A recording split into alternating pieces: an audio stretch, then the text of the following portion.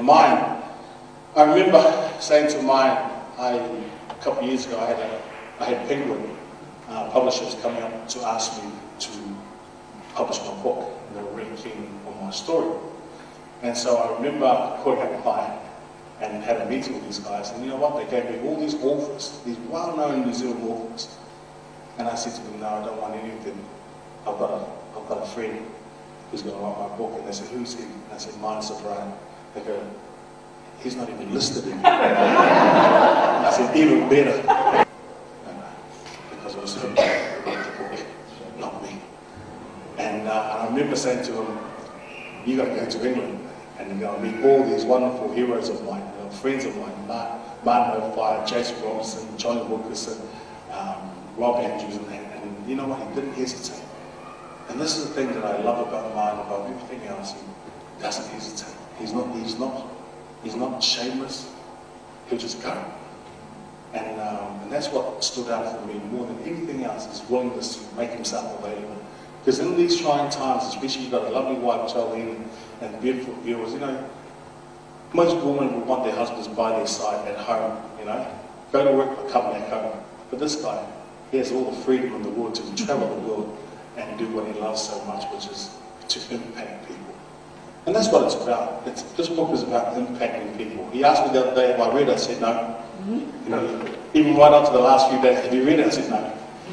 But literally, no, I was reading. I was reading at 4 o'clock in the morning. It's the time I normally get up. And I've been reading, and yes, I too have been inspired. I'm inspired by what's written in here. It's such an easy reading book, but very informative, as Fred alluded to early on. And so tonight's about celebrating a guy's gift. And I remember saying to Myan, I said, even though the world doesn't know you, even New Zealand, they might not know you as an author, but Myan, your life is like this. Is that someone touches people into the river, and the ripples goes and goes and goes. And then I said, those ripples will take you not just to these shores, will take you far beyond these shores. So your testimony and your witness, as you continue to be obedient to the Lord, will go much further than you ever thought. And so I pay tribute to you, Myan, and I salute you for your wonderful efforts. And just as an indication of how far he's come, my book was pretty much sold out and gone on to the second print, and all because of the way this guy wrote the book. And so thank you, Myan, for making me more famous. But you know, it's about being real. And this book is all about your own experiences. And that's all you can stand on, is your own experiences. And above more than anything, it's your obedience to the Lord. You know? And so I'm very proud to be part of your life. And just lastly, just like to also pay tribute to Jolene for your wonderful faithfulness and your love and support to this young man. And you two are a fantastic team. I was brought up in 2 words in sport. One was called team, and the other one was called pride. The acronym for team is TEAM, together everyone achieves more, and pride, PRIDE, personal responsibility and delivering excellence. Ladies and gentlemen, I'm really honoured to be here simply because of one particular person that has impacted our lives, and no doubt my first encounter with this fella. In fact, I think the first time he invited himself to my sister's house for a barbecue one day, and but the fact that he had such a love for the Lord, and you know, I am very honoured to know you, Myan, and even though we haven't known each other for that long, but I feel that you're a brother from another mother, and there's so much things about you that people are drawn to. And no doubt that's highlighted by the different friends that are present this evening.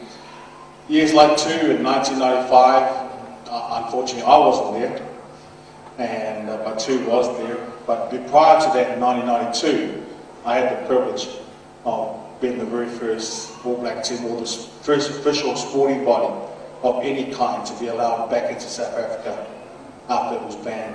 And so I think 15, 16 years. And I remember as a young Pacific Island boy going through there, having witnessed everything in 1981 I remember I didn't know what I was involved. I remember going with my uncle to watch the Springboks and All Blacks. And to me, you know, racism and apartheid was totally irrelevant in my life, because all I wanted to do was see these Springboks, the great Springboks that we used to get up early hours in the morning and watch on black and white television in the early 70s. This was about. And in 1992, we landed in South Africa.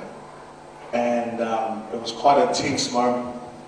Because I never forget going through, they were chanting Springbok, Springbok, and on one side they were chanting All Blacks, All Blacks, All Blacks, and I thought, this is really weird, you know, but we were welcome into South Africa in the early hours of the morning.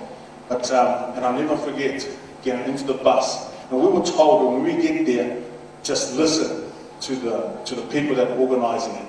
And so when we got there, there were soldiers there with their machine guns, and it's quite a frightening experience.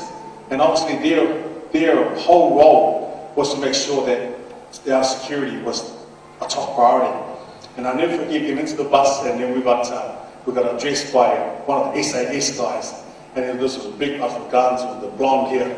And he walks in and he goes, "Good morning and welcome to South Africa. My job is to keep you alive." Well, that was fantastic. That is my job. For the next 21 days, my job is to keep you alive. So listen at me at all times if you want to go back and see your families. What a wonderful introduction to South Africa. But what it did was open our eyes to the reality of what this country had been through. And everyone who knows South Africa, they've known the history and what they've gone through. We stayed in Durban, and that's how it was our first game. And it was an incredible experience at King's Stadium. You know, I think 65,000 people, they're all chanting. People didn't care, they just loved rugby. And I remember, and one of my fondest memories was Nelson Mandela. And I remember we had what they call it a braai, which is a barbecue in South Africa. And we was about 6 kilometres under the mine. And for us Kiwis, they were having barbecue 6 kilometres under the ground. And so we went on these huge lifts, and we went down, and as the closer we got to the bottom, you could smell the aroma of barbecue going on. I thought, wow, this is fantastic. And you know, the great man Nelson Mandela appeared, and we were all nervous, and you know, seeing this man of history. And I remember trying to impress him by, you know, it was a barbecue for goodness sake, and here's me trying to cut the barbecue, these big, massive buffalo ribs. And I remember him turning around and he goes, "Inga, just use your fingers, bro." So that was it. But what a man. And yes, as Tuigamala alluded to, what a man who changed history. He changed history. He brought together this wonderful country, South Africa. And I remember the test. And I remember going down the tunnel, and all we could hear was this bee collar sound. What is that? And so I was wondering, what's that kind of noise? We've never heard that kind of noise before. But you know this kind of noise. And we ran out, there was actually a crowd just chanting. And you know, we've never experienced that in any park. All the years that I've played in front of a capacity crowd. And it was just an incredible buzz. It was the first time in my entire rugby career that I couldn't hear myself doing the haka. I had to look around because I wanted to make sure that I was in time to hear my haka. And there was just a big, huge buzz. You know, thankfully, the All Blacks won that game, but we went undefeated. But I had the great honour of playing against one of my childhood heroes, Danie Gerber. In 1981, I saw him playing against the All Blacks in Eden Park. And then for me to run on the same park, 1981, and it was 1992. And he was, I think he was 30 something, you know, and that was a big buzz for, in fact, all of our backs, John Curran, you know, Frank Bunsen, all the boys, play against this guy that we've seen so much in mind for a long time. Anyway, that is South Africa. And